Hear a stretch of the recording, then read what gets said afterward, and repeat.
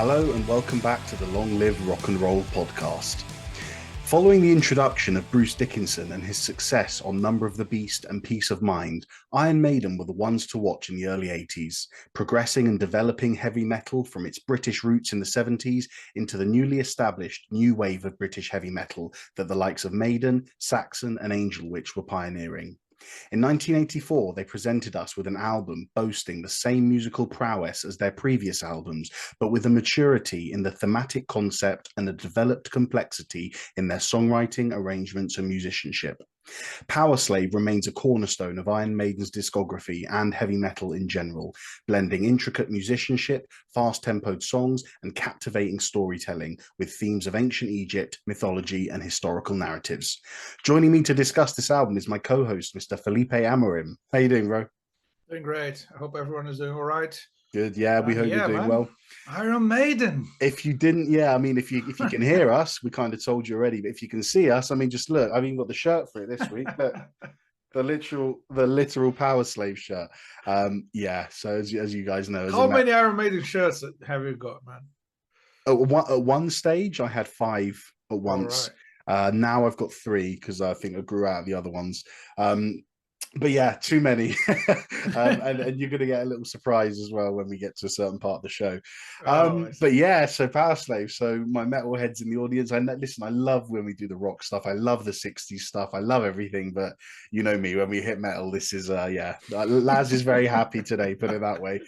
Anyway, so yeah, let's kick off. I mean, as I said, we're doing Powerslave by Iron Maiden. Just some quick fire facts for you. So it was released on the 3rd of September 1984, recorded between February and June 1984 at Compass Point Studios in the Bahamas. I never knew that. I never knew they recorded it there.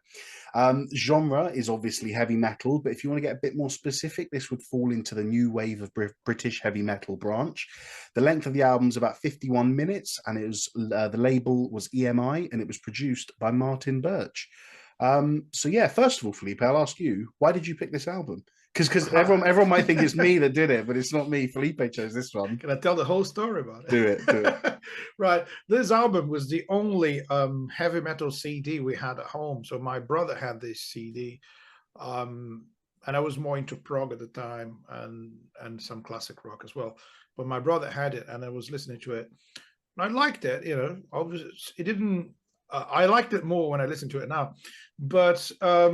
At the time, they were about to perform at Rock in Rio, so in Rio de Janeiro in Brazil.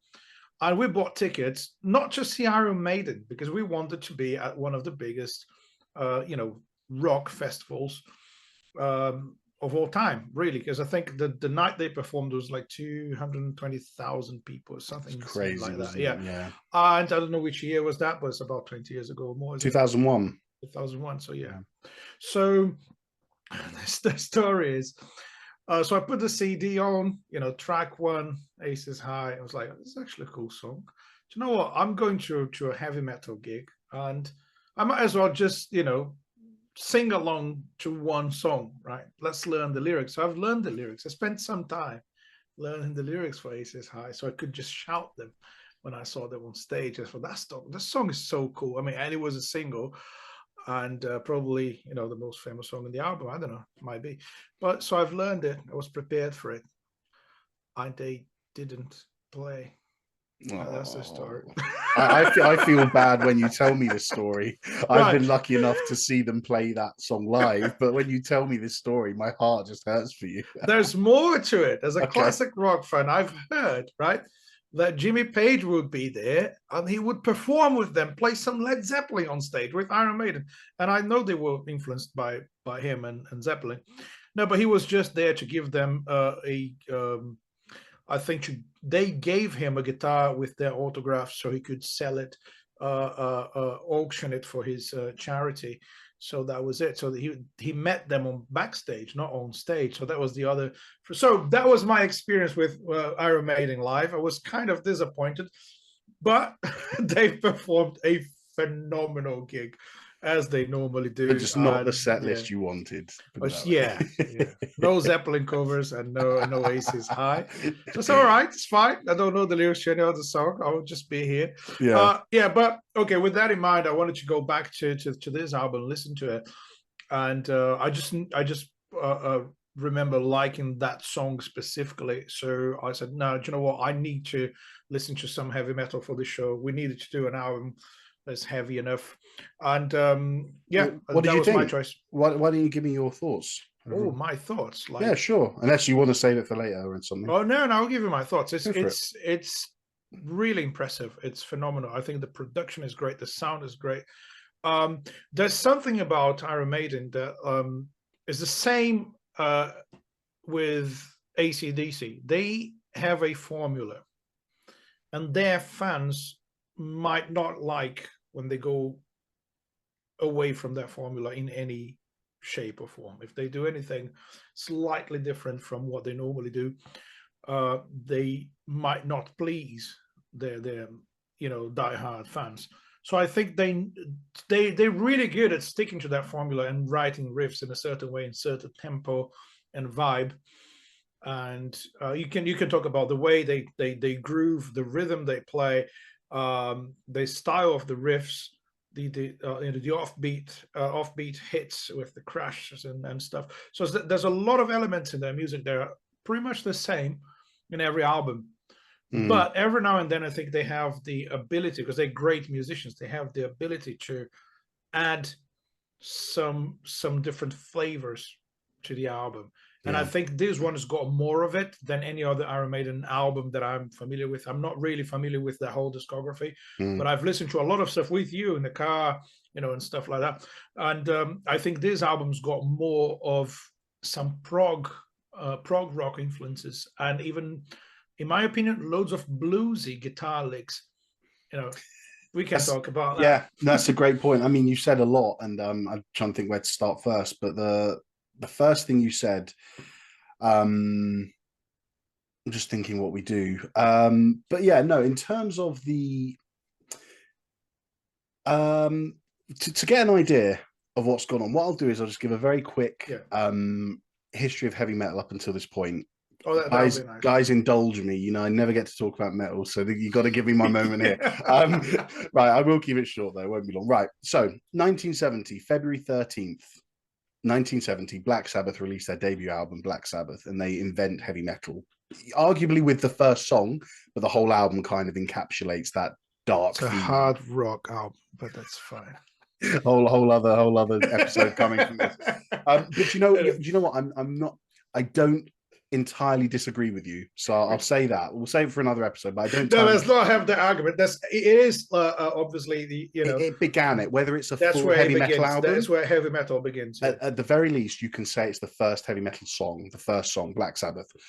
Then you could say that Paranoid 6 months later kind of was heavy metal if the first one was hard rock. Yeah. Anyway, 1970. The first 5 years is the first wave of British heavy metal, where you have bands like Black Sabbath, Uriah Heep, Deep Purple, Budgie, Atomic Rooster, all turning their hard rock into a slightly darker, more dissonant, more screaming vocals, more shredding guitar.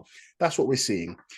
From 1975 to 1980, you've then got the second wave of the British heavy metal movement, which is where bands like, Black Sabbath continued, but they were doing things like adding sound effects, adding keyboards, adding piano into their songs. So they were sticking with what they were doing, but just developing it a little more. But then on top of that, bands like Judas Priest, Rainbow, UFO, Derringer, and even to an extent Thin Lizzy were part of this second wave of British heavy metal, where they were taking aspects like the dual lead guitars. Thin Lizzy were fantastic with dual lead guitars. And yeah, then from 1980, but from the end of 1979 onwards, you've got the new wave of British heavy metal, which, if you're to break it down into a formula, it's traditional metal. So everything I just said in those first 10 years, plus the influence from punk, like the speed and the aggression, and you've got progressive rock influences as well in terms of the intricacies and the complexities of some of these songs. So new wave of British heavy metal bands would be Iron Maiden, Tigers of Pang Tang, Saxon, Angel Witch. There's your brief first 10 years of metal and where Iron Maiden slot in. So in 1980, Iron Maiden did their first album, and they did one album a year until Powerslave. The first two albums for listeners, what we'll do is, we'll, as usual, any song we mention, including the album, is going to be in the show notes below. So you just click a link, it will take you to the Spotify, and any song we mention will be in there so you can listen along with us. I'm going to put a song from each of the first albums in. They had a different vocalist. They had Paul Di'Anno, who was a very kind of punky singer. And even Iron Maiden's first two albums, I don't know if you've heard any, Felipe, but Yeah, they're the first very, one I've heard. The first they're one. very punky, aren't they? Yeah. It's still metal in a sense. It still has that darkness to it, the lyrics, the themes, but the shouting, the vocals are very punky, and the speed and the aggression is very punky. Bruce Dickinson then came in on the third album, which is Number of the Beast, and I'm sure we'll do that. We'll get to that one day. And this is where they kind of changed, and they stopped being that punk metal middle ground, and they kind of just stuck it all into the metal. We're going full on metal. And that's it really. And then after that, 1983 was the Peace of Mind album, and they finished the Peace of Mind World Tour, took a few weeks off, and then went straight into rehearsals for Powerslave. Interesting. So he was like kind of the new guy in the band. Well, not really. They did some stuff with him, but well, the other note I've got is it's the first album, and I didn't know this. Powerslave is the first album where they didn't go into a new album with a new lineup. Yeah. So they had the same lineup on Peace of Mind as they did with Powerslave, which they hadn't done before. Yeah, so they were tighter as a band, which really shows in the and album. there were no one left, no one joined, no one left. They'd been on tour around the world. They did the biggest tour to date. Correct. After, and I think it was still their biggest tour for many years. The Live After Death tour. Yes, exactly, and they released a live album, which is really good as well. Yeah, so it's a point in their careers where they have a solid lineup after, you know, they changed the drummer, isn't it, from the first to the second album? Yeah. Nico McBrain came in. Yeah. Sorry, carry on. Yeah, and Nico McBrain is a really technical drummer. He's really good, technically speaking, and that means you can do a lot more. And you have a technical drummer in the band, a guy who can play different rhythms and different styles, even with a full range of dynamics, playing really loud and quiet if he wants to. If you have that, the whole band tends to improve quite a lot. So that definitely was a big change for them. Obviously, changing lead singer is a massive deal. So it's a different band, really is, with Bruce Dickinson, in my opinion, compared to the first album for sure. Yeah, completely, because it becomes, you're right, it becomes a different band. Paul Di'Anno's vocals were very punky. Yeah, they were very kind of I do have a question for you. Can you still identify any elements of punk rock in this album? Do you think there's still a little bit of it? Do you know what?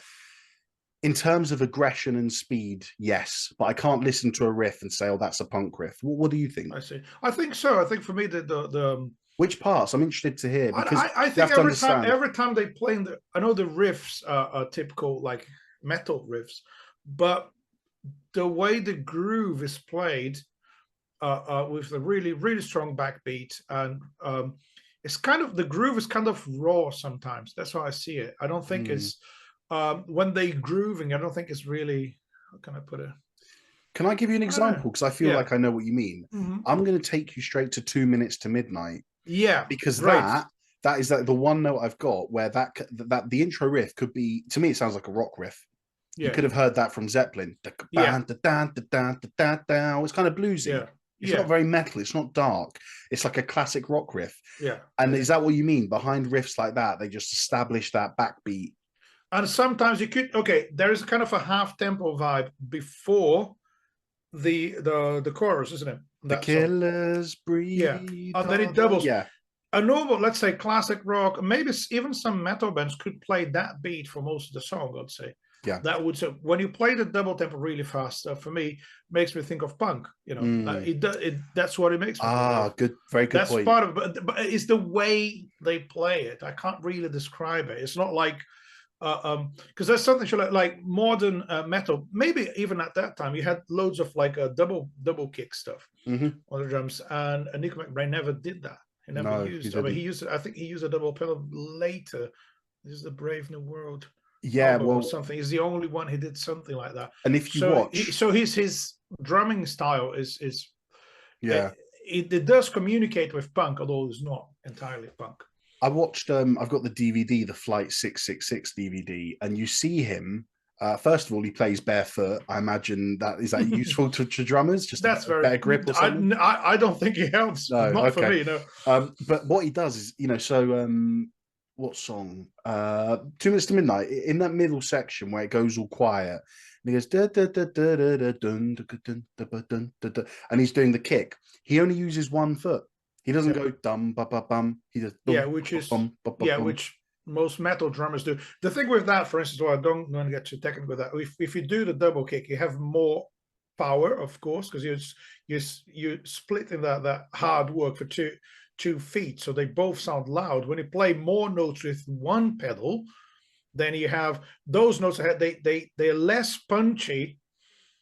They have a different dynamic to them, so it's like this slightly quieter, and that's more punk because punk rock drummers would play everything with one pedal instead of two. Yeah.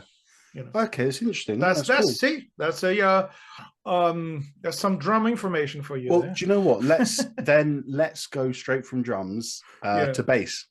Yeah, please, because tell me about Steve Harris's technique. Oh my god! Where do I start? Again, it's very unusual, isn't it?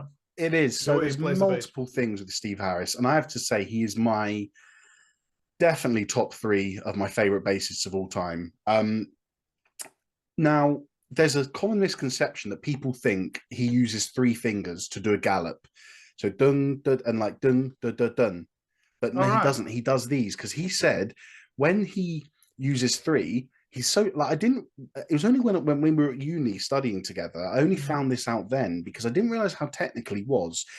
He's self-taught, I believe, and I didn't think he ever cared for something this detailed, but I'll tell you now. Of these 3 fingers, he said, these are the 2 I play with, I suppose, if you look at it like that. And he said, when you put them together and the angle he plays his bass at, this one is too short. So he wasn't getting the consistency. Okay. If he was doing 3 notes, he'd be going ba ba ba.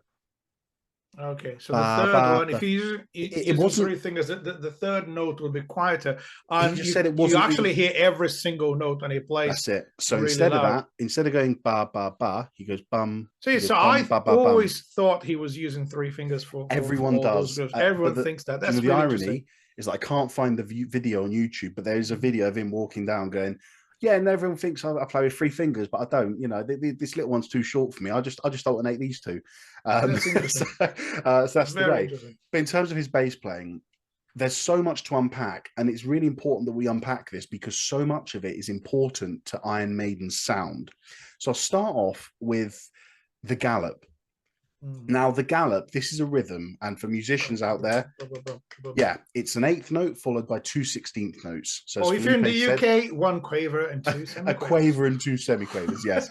I'll take that with my little finger picking out. So it's bum, ba, ba, bum, ba, ba, bum. And that is the bass, BASE, of Iron Maiden. And that rhythm, their whole career has lived and died by that rhythm. And it is littered throughout the whole album.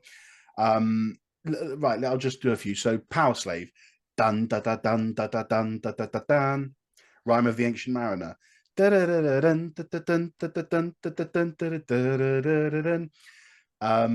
All the way through, 2 Minutes to Midnight. The Killers, dun da da dun da da, all the demons, dun da da dun da da dun. Yeah, it's just there. It's the backbone of every Iron Maiden song. Yeah. Let's say 90% of Iron Maiden songs, they'll obviously do. An exception would be like Aces High, where it's just so fast. Like dun, dun, dun, dun. But he does another thing there, where instead of going dun dun dun, he goes dun dun dun dun. So dun dun dun dun dun dun dun dun dun. Yeah, it's a variation of it is, yeah. Man, we need to do a compilation of you singing riffs. Just I want a whole 1 hour YouTube video of that. But yeah, that's the base of Iron Maiden's music. And so that, but where it lies is in the drums and bass, and so it's so important that Steve Harris is playing. And you got to consider the guitarists are doing that with a plectrum.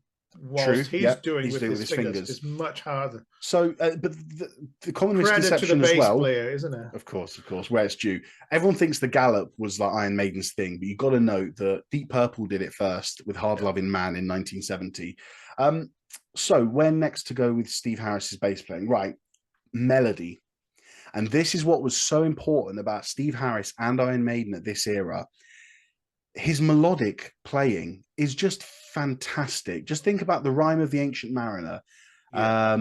4 minutes 13 and 7 minutes 35. If any listeners or viewers want to stop and listen, you've got the bass taking over the song.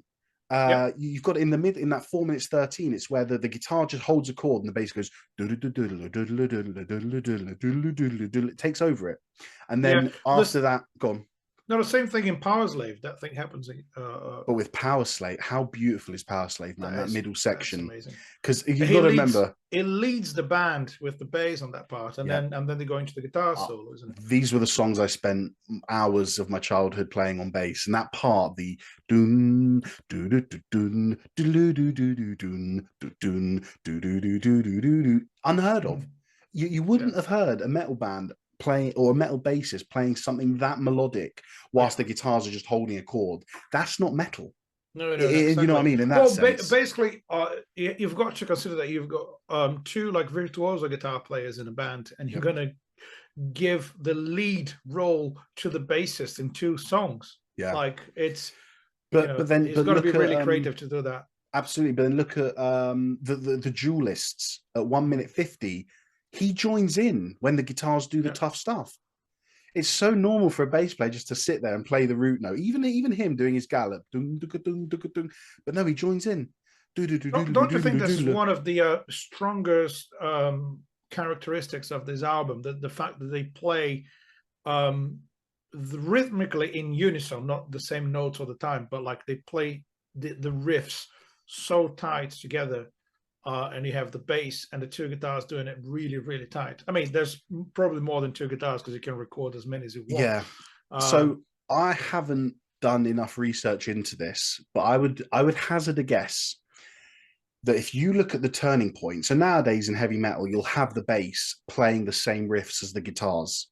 Yeah. In most kinds of metal. Whereas if you go back to the start, Sabbath, Judas Priest, excuse me, Rainbow, Thin Lizzy, the bands, those kind of bands, the bass playing is still, if we got a spectrum of rhythm and harmony, if you've got the spectrum of rhythm and drums and harmony and guitars, you'd expect the bass of the early metal to be here, sticking 75% towards rhythm, 25% towards harmony.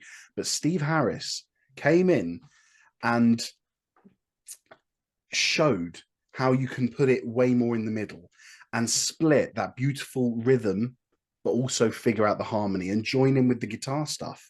Yeah. It's just absolutely incredible. So I want to ask you, I have two questions actually. First off,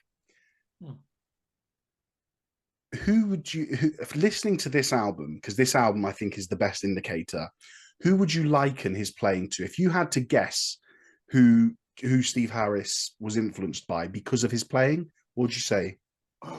Maybe John Entwistle. Okay. Maybe Jack Bruce. Maybe Geezer Butler. I've got an answer that's my own personal thing, and this is from my studies. I haven't heard Steve Harris say it, but from having studied both bass players incredibly closely, maybe you know where I'm going now, I just cannot help but hear John Paul Jones from Led Zeppelin. Fair enough, especially the more melodic parts. Think about that Powerslave middle bit and think about John Paul Jones doing a Ramble On. Or or isn't it? The Lemon Song, yeah, that groove, yeah. But it's incredible. I mean, I think that's it. And I think I've covered. The only other thing I wanted to cover on the bass playing is chords. Steve Harris plays chords. Yeah. And what you're not what you are hearing is a thicker sound, but you're not hearing anything special. You're not hearing anything jazzy. He's not putting an extra note in there to sound different. He's playing, in musical terms, the root, the fifth, and the root, which we know as a power chord. Now, which is what guitar players do a lot. Yeah. A chord is whether a chord is major or minor is determined by one note, and that is the third note of the scale, which is not playing. He's not playing because he doesn't need the guitarists doing that. Leave it to them. He's just giving power with a note. And the best example I can give, if you missed him playing chords in this album, go and check it out here. It is Powerslave. There's that little break where we get the Egyptian part. And the other thing that I will mention quickly is this exact same section. It's fantastic how they do little counter melodies. Okay, so the guitar goes.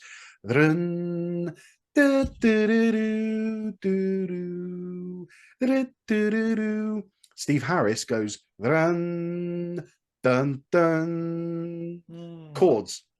Yeah.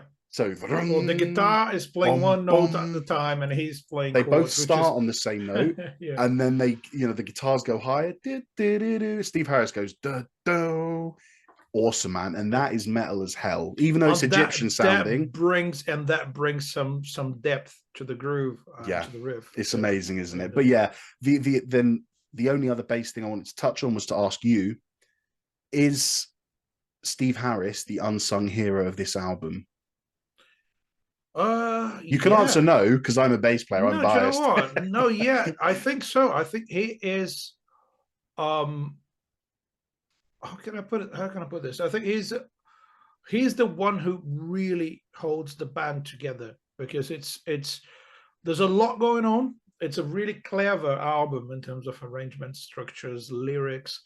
You've got like an amazing singer who's one of the most famous voices in rock music, and you've got all of those things, but you need that glue that keeps everything together, and the band never falls apart. And I think the bass does that job, adding that depth whenever it's needed, and doing exactly the same as the guitar players when needed, and doing his own melodic independent thing when needed. So yeah, he seems to be, in this album particularly, the most versatile musician in the band. If you answered no to that question, and that you didn't think Steve Harris was the unsung hero, my answer would be, take two songs like Powerslave and Rime of the Ancient Mariner. They'd be completely different without the bass, wouldn't they? Yeah, just completely those two songs they have a whole section led by the bass. Yeah.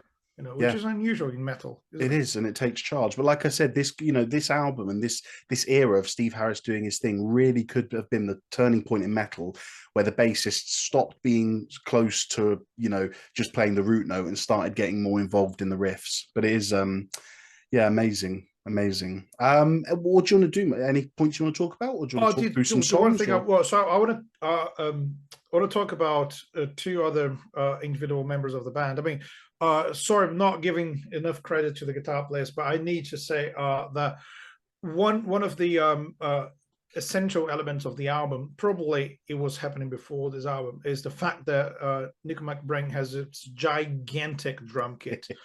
So that brings him, because when you're playing guitar, you're playing the fretboard with like hundreds and hundreds of options for notes and different octaves and stuff. And a normal drum kit hasn't got that many different tones.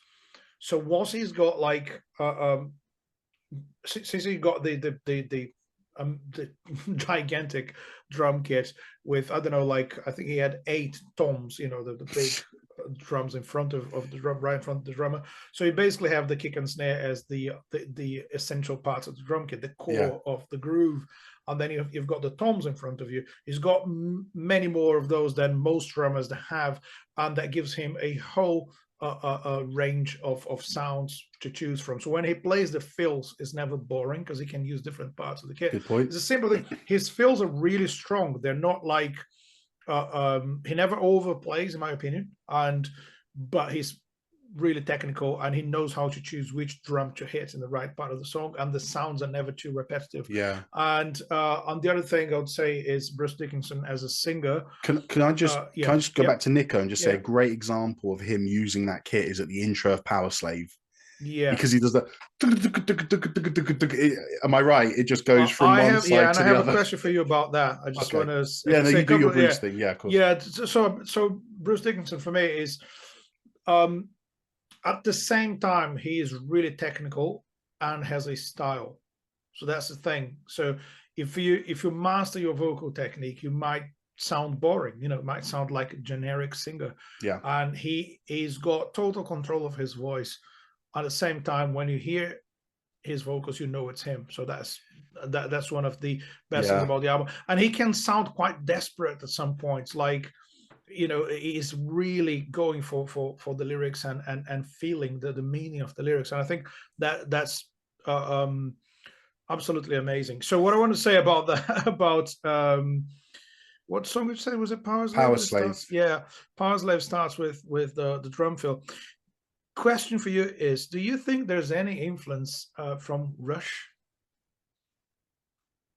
Yeah, Because yeah, that kind undoubtedly. of Yeah. drums, that drum sound, and that kind of descending drum fill from a really high pitched drum to a lower one at that speed sounds a lot like New Beards to me. That's a great point. And one thing that, yeah, the progressive aspect of this album is hugely important as well.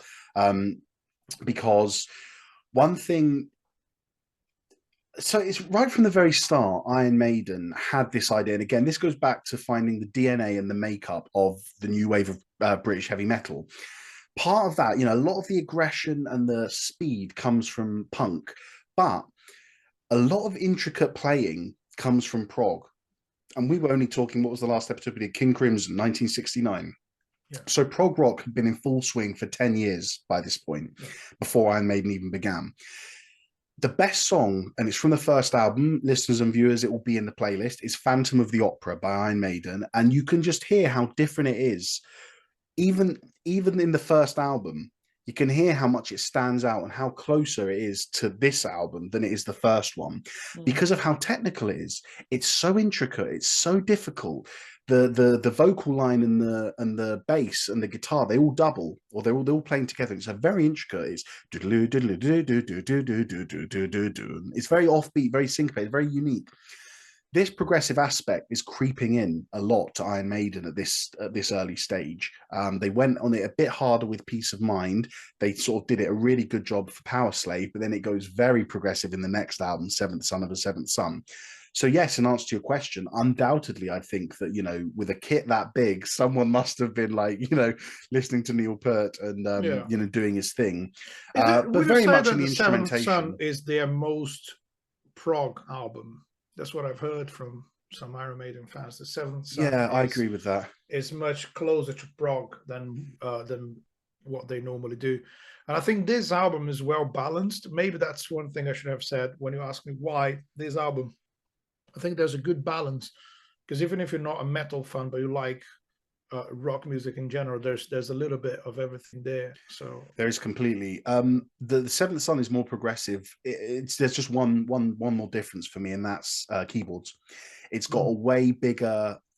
I wouldn't say reliance, because the songs still do well on their own, but there's much more atmosphere, much more keyboard and synth holding down in the back, you know, whilst the instruments do their thing. That's the only way I'd say Seventh Son tips to more towards prog than this one does. But you're bang on here about how balanced it is, and something about the balance is, as I said, it takes the traditional metal aspects, but it also sort of works in some of the punk stuff and also the progressive side. Now, of the traditional metal, one thing this album is littered with, and that is just done so beautifully, is dual lead guitars. For people who don't know what that means, you can hear it. It's where one guitar plays and another guitar is playing the same, to an extent, the same rhythm, and to an extent, the same melody, but they're playing it in a harmonized way. And just that like means vocal harmonies, just like vocal when you hear harmonies. backing vocal harmonizing Yep. with the It's singing with this, the lead yeah, vocal. that's playing the same thing, but a different note, a note that complements the root note, if that makes sense. And all the way through, man, I mean, it's just incredible. Lost for Words, you got it at 2 minutes 34. The Duelists, you've got them at 1 minute 50 and 4:15. And I just find, Felipe, they're all just such beautiful, simple melodies. Yeah. That's what I love about this album, especially, is that there's nothing, you know, forget that the Duelists is quite intricate, and Lost for Words is an instrumental, so that is intricate in its nature. They're trying to show off more the instrumentation because there's no vocals, but everywhere else in the album, when you hear those guitar melodies, they're just so simple. Yeah. It almost reminds me of classical music, just how simple it is. Yeah, it's almost like designed to be whistled or Exactly. Yeah, I just got there. There's so many fantastic moments in there. I mean, and dual lead guitars are a characteristic of heavy metal, especially in the early days. Anywhere between, I don't know, 1975 and 19 even up until the end of the 90s, that was a staple characteristic. And one important aspect of that is to play them really tight together. So when you see them playing live, do they still have three guitarists? They do, yes. Yeah, and you see the three guitars doing that thing. It just sounds beautiful. It's like a small orchestra, isn't it? I like that. Yeah, it is. Like the way it is. And they do. I mean, but there's some of them. Which song was it? I think it might be. Oh no, do you know what it is? Flash of the Blade. Yeah. You know that part with the hits, and you've got double dual leads because you've got. Sorry, go on. No, and the guitar intro sounds very much like classical music to me. Yes, so, yeah, and that's an intricate. But so that's another thing in the album. You can hear classical music a little bit more. Absolutely. With that section I'm talking about, with the double dual leads, you've got it's when the hits come in. So you've got and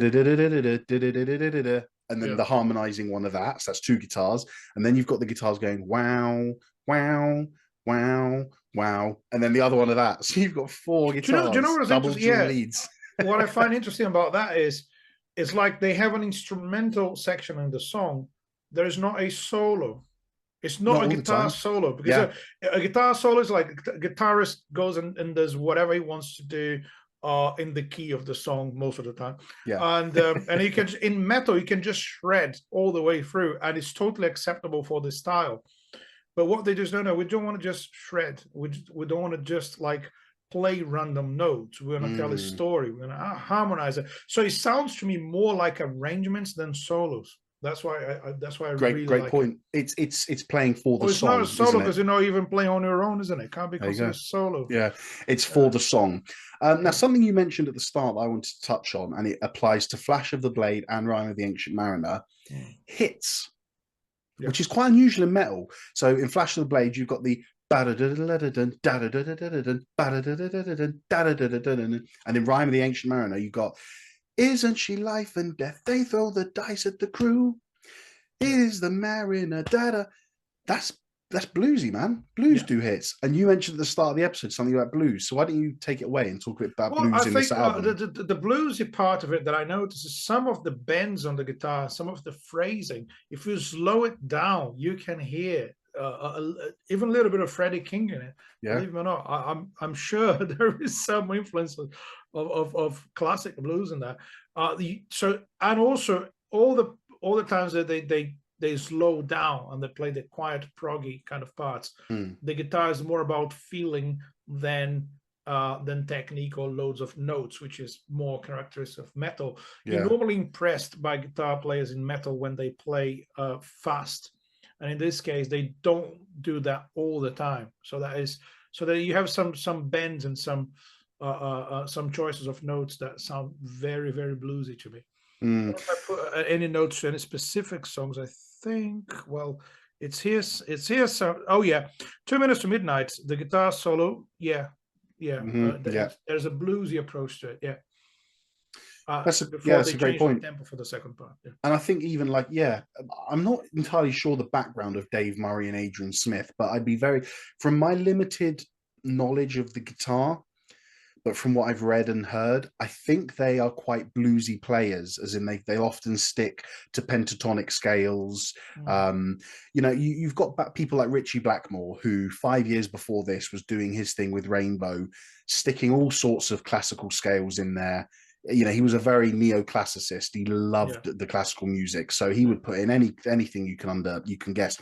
Having said that, though, I did look in Powerslave. They are playing an A Phrygian harmonic minor, isn't it? It's from a harmonic minor. Yes, I think the whole song's in D harmonic minor, but they're playing a particular mode, which is the A Phrygian dominant. Do you remember when we had to learn that in uni? And all the drummers were at the back, like, why? I've learned that before uni, and I forgot, and I've learned it at uni, and I forgot again. So It's one of those Useless things, information for a drummer. Yeah, for drummers. Well, should be useful. I'm just too Yeah. lazy for that kind of stuff. Now, what was I going to talk about? The one thing, do you know what the other thing? Going from chord 1 to chord 4, aces high in the verse. Yeah, so you got moving to fire at the mainstream of bombers. Then it goes up. Bandits are chasing and moving behind them. That's the and classic back down to number 1. Bluesy, fifth man. bar of a blues song. Yeah. You know, you play 4 bars on the first chord, and then you go to the 4th bar, to the 4th chord on the 5th bar. So that's a classic blues progression, isn't it? Interesting. It's something I never which is also rock and roll. They probably got that also from like early rock and roll, you know. Yeah, no, Chuck that's Berry, fair. Elvis. I never sort of even dreamed. Yeah, you guys have to remember, this is one of the first albums I ever listened to. Not just metal, ever. So for me, this is just all I think when I see this album and hear it is heavy metal. I've never taken, because it's always been meant so much to me just as an album before I ever got educated about music. I've never gone back and been like, oh yeah, I hear blues there, or I hear classical there. So doing this has been incredible, man, because it's really just kind of opened up even just a new way for me. Yeah, new avenues for me. Do you know one thing I did want to talk about was the pace of the album? Yeah. Because it's fast, isn't it? Check this out. The album, so 8 songs, an average tempo of 154 beats per minute. That's the average. That's the Jesus, average. Do you know what's the fastest tempo? I had it Googled. I'll go and check it out now. But well, that's quite fast. Yeah. But as an average, like, that's nuts. Yeah. Here we go. So I've got it. Is it this one? Yeah, I'll find my way through it. I'll click it when we're next talking about something so that we don't leave them hanging. Now, my question, and this is a big point I want to discuss. Why do you think, and I'll make an argument afterwards, why do you think this album isn't more famous than it is? Well, why? Sorry, I'll make it a bit more specific. What is inaccessible to other people, in your opinion, about this album? Oh, that's tricky, because I to be fair, I didn't even know that this wasn't one of the best-selling albums, isn't it? I don't know. Well, no, you're right, but I mean, in general, Iron Maiden is still, Maiden, that heavy metal band. Whereas, well, I think as the genre itself, it's not them as a band. The thing with them is I think they never bothered being like mainstream or being loved and appreciated by anyone but their loyal fans. Yeah, I'll tell you that because I've seen an interview. I don't know if it was their manager or booking agent, someone who works with, I think the manager, and someone asked him, so, you know, how did you guys survive all the changes in the music industry? Something like that kind of question. He said, I do not work for the music industry. I work for the Iron Maiden industry. Rock and roll. And that is, love it. That is, yeah. How rock and roll is that? You're gonna give me a number. Come on. Fine. What did he say? I work for the Iron Maiden. Yeah, he works for the Iron Maiden industry. Well, if a band's trying to make their way in the world and people are offering them help and saying, oh, you've got to do it this way, but he says no because he's all about his own band's industry, that's an 80 out of 100. That is rock and roll. Well, it is insane. When you think about it, that means they understood that they were not for the masses, although they sell millions. Interesting, isn't it? It's like if you're not a music fan, if you're not really into well-written music, well-played music, if you just want to listen to all the radio stuff, then you're never going to listen to Iron Maiden, which is fine. And they never wanted that audience. They're like, we play for people who appreciate music.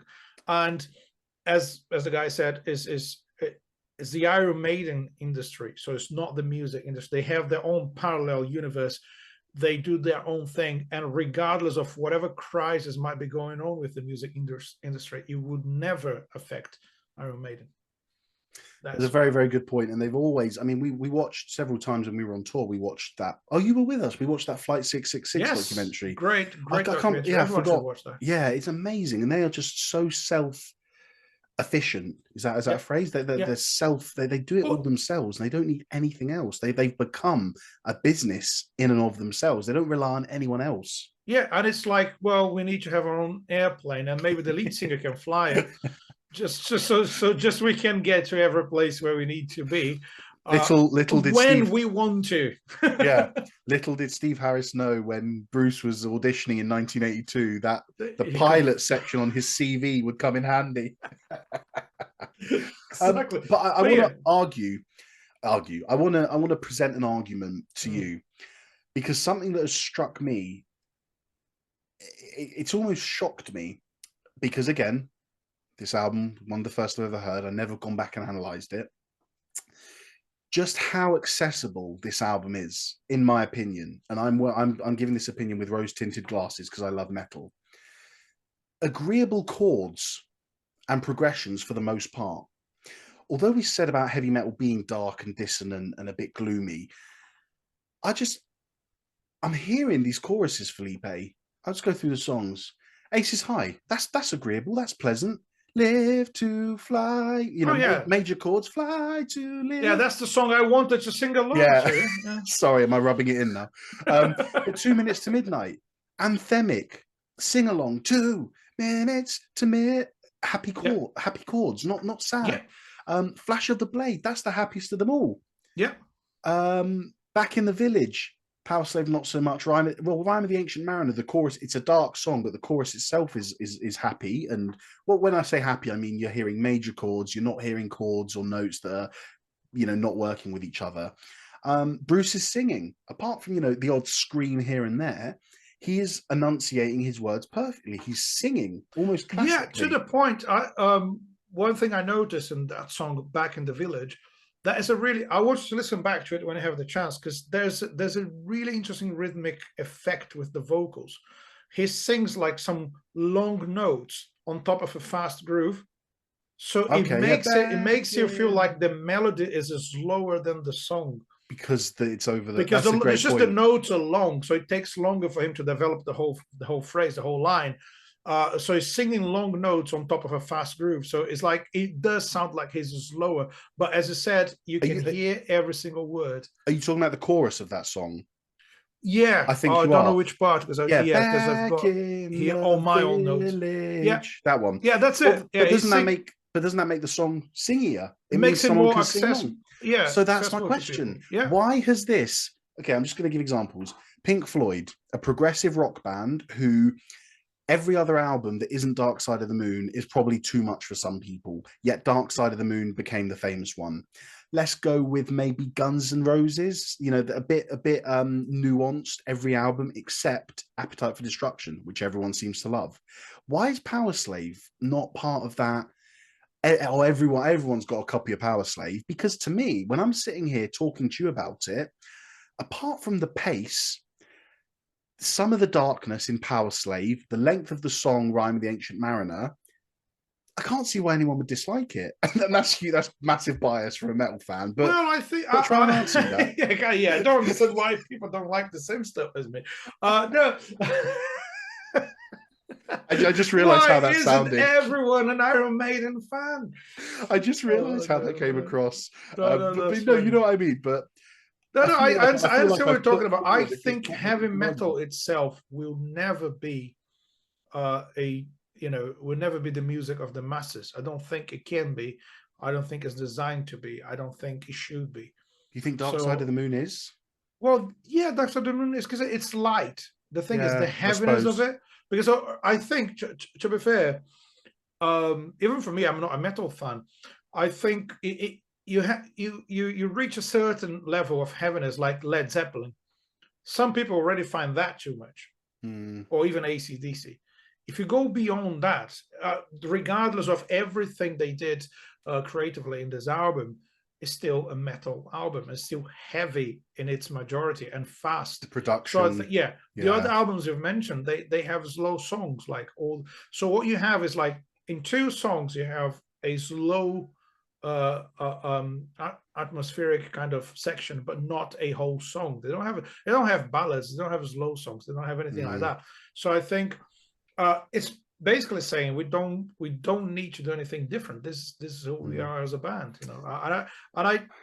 I think I'll just metal accept. became something so accessible, it wouldn't be metal, would it? Yeah. Like... I'll just accept that not everyone likes Iron Maiden as much as I do. Okay. But no, it's a great point. They clearly haven't heard enough of it, right? Well, I put a question here under my accessibility notes. I've put, does the fast pace put people off?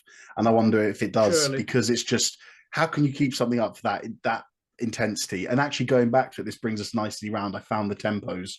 So Ace is High, 129, 2 Minutes to Midnight, 192, Lost for Words, 155, Flash of the Blade, 222, wow. The Duelists, 160, Back in the Village, 132, Powerslave, 137, and surprisingly, although not unexpected, Rime of the Ancient Mariner is the slowest at 112. Yeah, and I actually made a note of that. Most of those songs have more than 1 BPM as well, isn't it? Yeah, well, they change, or they'll go half time. Or talking about the fastest tempo in the song or the average. Oh, you're probably right. Still really fast. But let's talk about Rime of the Ancient Mariner, because please, it's what a song. There's a few things we can talk about. A few first points I want to get off. The whole base of the song, as in BASE, is the gallop. Did you notice that? Yeah. Whenever it ventures off into something progressive, the whole bass and the whole bass, the whole bass, the whole bass and the whole bass. You know, when the AI does our captions, it's gonna screw around with this part, isn't it? It's gonna say bass instead of bass, and it's gonna say bass instead of bass. So we just have to accept it. The whole base of the song is on the gallop. Whenever we branch off somewhere and go a bit progressive or go to that narrative section, we always bring it back to the dun dun dun dun dun dun dun. And I actually love that it's the slowest song on the album, because that stability, that slow speed really just holds it in there, doesn't it? It locks it in. And no matter where else you go in that song, all 13 and a half minutes of it, when you get back to that, you're like, yes, I'm back home. Yeah, and you have the bass leading the quiet part, let's put it like that, again. And for me, there's this kind of psychedelic 70s vibe on that middle section. Yeah. And I find the precision of the harmonies, it's insane, the way they really lock into that. And together. It's just sorry. Yeah, I want to ask you about the lyrics, man. Okay. Lyrics, yeah. Got any? Yes, I do. Yeah. So the lyrics are it's based on a what they call an epic poem, because well, no, it's not an epic poem. It's a longer poem by a gentleman called Samuel Taylor Coleridge, and the poem is called Rime of the Ancient Mariner. Do you know the story? Not the whole story, but I know just the start of the song, not the original poem. Well, the song is most of the story. Okay. So for anyone who hasn't listened to the song yet or focused on the lyrics, it is a mariner, a man who sails the sea, who shoots an albatross that's flying over the ship or something, because he thinks, what does he do? He thinks it's a bad omen. So he takes the albatross, and as a sign, as a superstition, he wears it around his neck.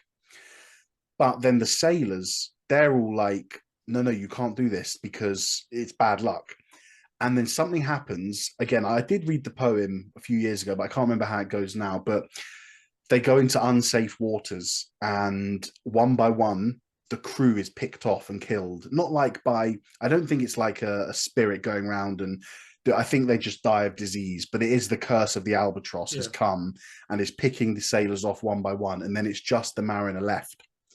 And I can't remember the last few lyrics, but something about a wedding. So I think he's on his way to. So basically, he goes to someone's wedding, and he's telling this story. I've actually got it here because I found this just like amazing. Go on, tell us. So beautiful. The lyrics. So the mariner's bound to tell of his story, to tell this tale wherever he goes, to teach God's word by his own example, that we must love all things that God made. So basically, he's so grateful for being alive. You know, after literally everyone in the ship died, and he's the one who's. Do you have the lyric after? Because that's my favorite lyric of the whole song. What is it after that? No, I'll tell you. It is the wedding, and the wedding guests a sad and wiser man. So the wedding. So at the wedding now, because of everything he's been through, is a sad but wiser man. Amazing, isn't that incredible? What songwriting! I really find this and it's such a great ending for an album, because Mm. one thing I found is the other lyrics that really fascinated me, the lyrics for Powerslave. And can you tell me what it's all about? Because I want to make sure I'm not talking shit. Oh, well, do you know what? Yeah, I'm a bit, I don't want to say because I this think because I'm not. it looks like he's a powerful man who realizes he's going to die, right? So Well, no, it's I not. think it's about the gods. So I'm pointing at my Yeah, screen. It's yeah, but an Egyptian god. yeah. So I An think Egyptian god, this but man you're but talking about is an Egyptian god, if I'm yeah, not mistaken. yeah. But it sounds like he's powerful, but he's going to die. So, and there's a point. Yes, the lyric, Yeah, slave the to the point. power of death. Yeah, exactly. And so, and then there's a part where it says, "So bring me the blood and red wine for the one to succeed me, for he is a man and a god, and he will die too." So that song for me is about mortality. It's about the fact it doesn't matter how powerful you are, you will die like everyone else. Amazing. And that's such a great thing But to put in lyrics. So, which is kind of sad the way they put it. Like, it's a bit of a desperate man thinking, like, you know what, I have power. You know, I'm a god, but I will die.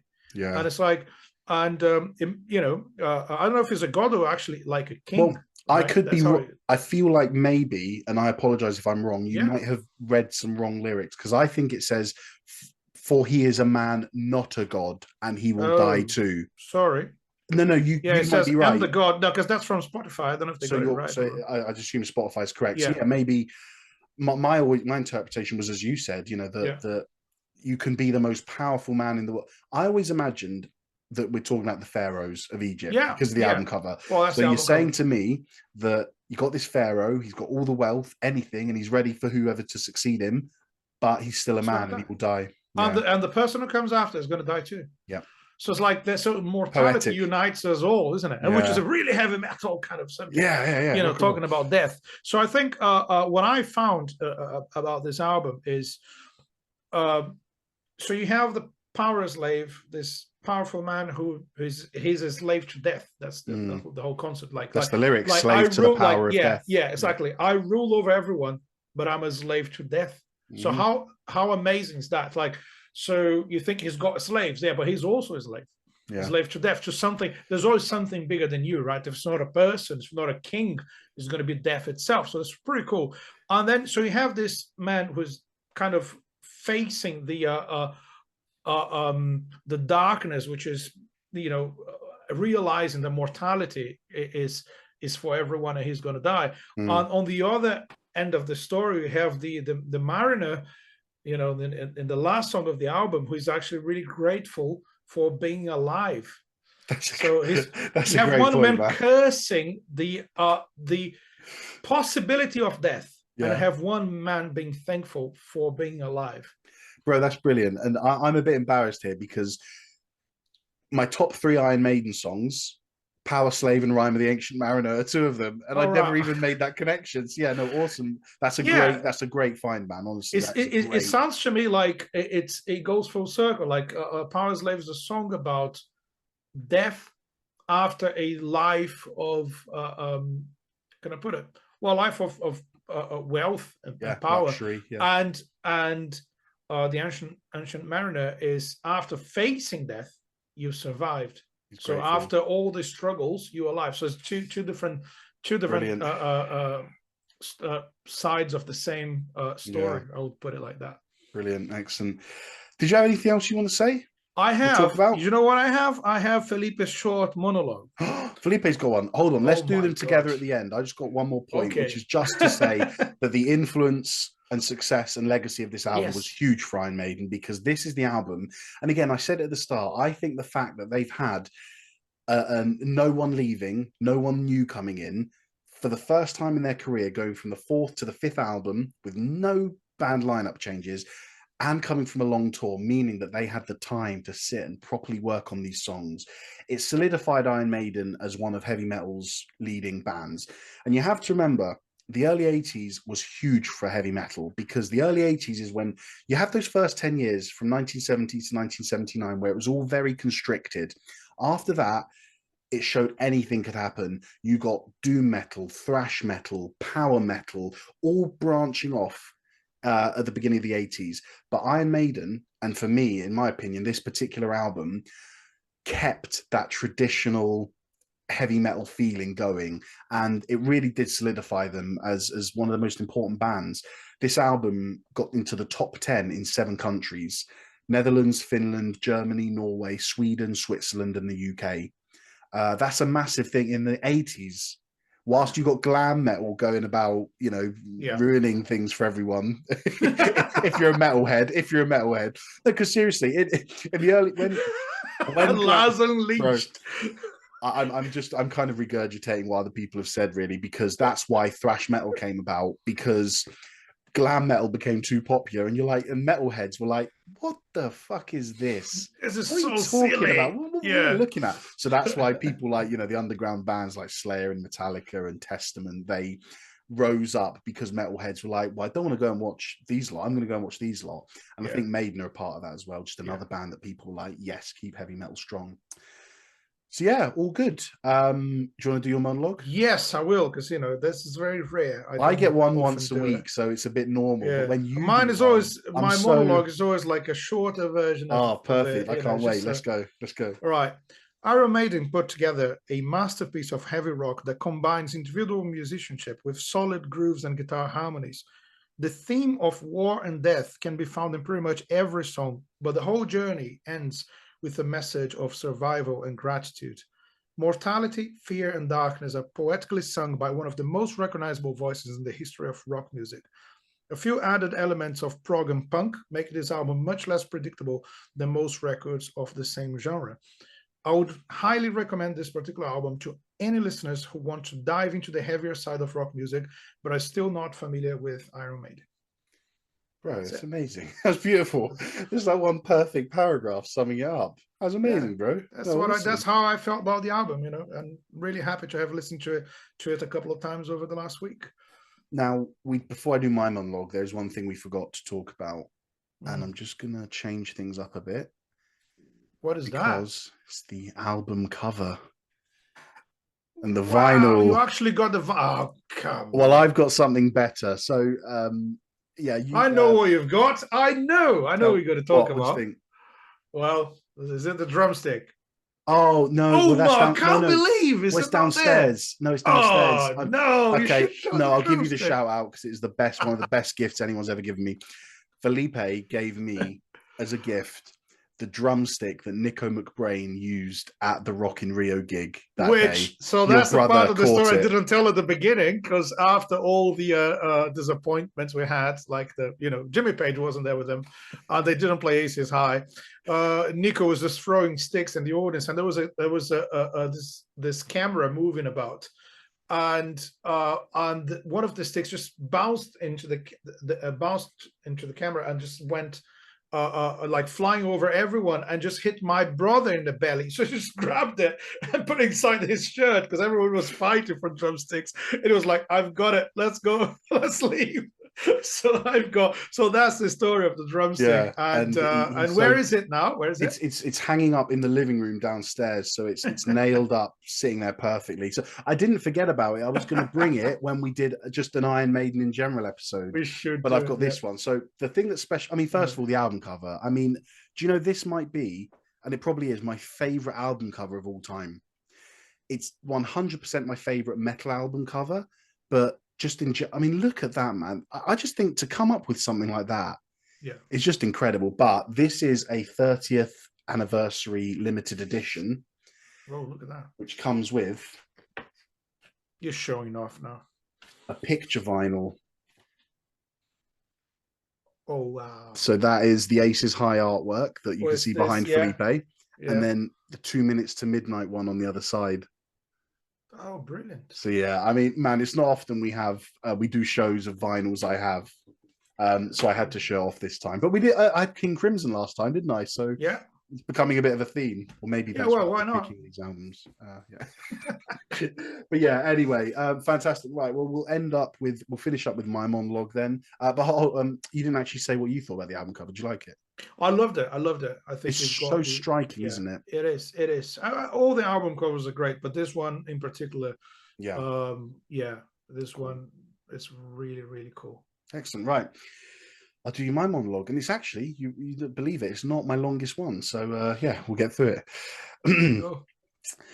So, as most of you know, heavy metal is my favorite genre, and for me, there are only a handful of albums that I feel encapsulate metal perfectly from start to finish. Powerslave is one of them because it takes, excels, and enhances everything that Iron Maiden and metal in general had done up to that point. You've got stunning melodies being battled out between the dual lead guitars in nearly every song, with beautiful, simplistic motifs harmonizing with each other. You've got eccentric, progressive, and intricate solo sections, like the middle part of 2 Minutes to Midnight and the middle part of Powerslave, where dynamics and tones are switched up and played around with to take the songs to the next level, as well as the solos themselves being complex and difficult to play, yet so nice to listen to. You've got blistering pace throughout with an average tempo of 154 beats per minute, each song full of energy and speed, really creating a simple yet effective sense of excitement that hurtles you through the album. You've got standout individual performances that don't quite qualify as virtuosic, but has each member doing their job superbly. Powerful vocals, stunningly versatile bass, great guitar tones, riffs and solos, and excellently consistent drumming. You've got artwork that is so visually striking and powerful, yet so different from their other. It's possibly my favorite album artwork of all time, and it's one of those pieces of art that I symbiotically associate with each song, enhancing and making the experience even better. Now, for the most two important points, you've got accessibility in agreeable chord progressions, sing-along melodies, anthemic choruses, simple rock riffs like the 2 Minutes to Midnight, with a lot of consonant and agreeable sounding music. But you've then also got darkness and metalness coming through in the lyrical themes, certain musical passages like the verse of Flash of the Blade, certain scales chosen like Powerslave and 2 Minutes to Midnight, heavy tone of the guitars and the drums, and the fast jarring pace of the songs. And this is what for me makes the album so good and so rock and roll: the complete freedom to explore these almost contradictory musical characteristics, but structure them and piecing them together in a way that just works so well.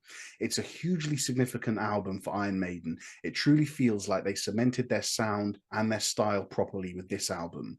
It contains 2 out of my 3 favorite Iron Maiden songs, and there are easily 3 or 4 others from Powerslave that could make my top 10. It's a cornerstone album in heavy metal history and deserves to be celebrated as such. Well said. Lovely. And with that Amazing. comes to the end of another episode. We hope you've enjoyed being with us today. Felipe, any last points, or are you all good?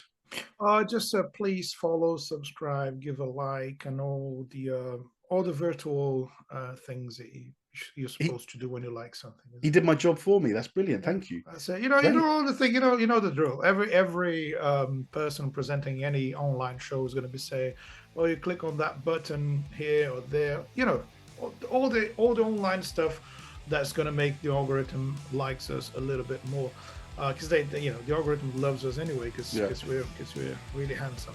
But yeah, so just click on whatever you need to click and share and comment and give us 5-star reviews, please. No, not 4.5. Give us a proper 5-star review.